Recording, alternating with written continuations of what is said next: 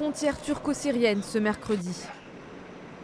Des chars de l'armée russe se succèdent et patrouillent dans plusieurs zones du nord-est de la Syrie, comme ici à Kobané.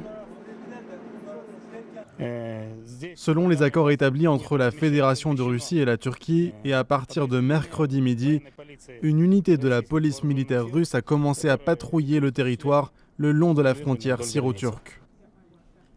La présence militaire russe dans cette zone est avant tout due à un accord. Celui conclu à Sotchi, en Russie, ce mardi, entre Vladimir Poutine et son homologue Recep Tayyip Erdogan.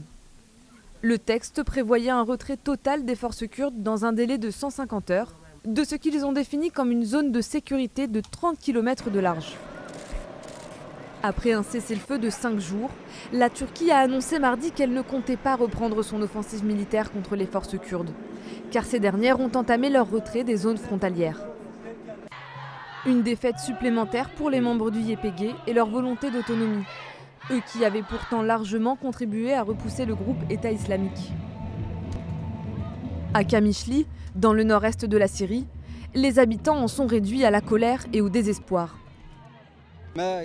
Nous n'acceptons pas ces accords, car nous avons perdu 11 000 martyrs pour protéger les populations du nord-est de la Syrie et pour protéger le monde entier de l'État islamique.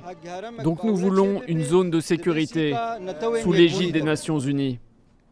Selon un haut responsable américain, plus de 100 djihadistes se seraient échappés de prison depuis le début de l'offensive turque, le 9 octobre dernier.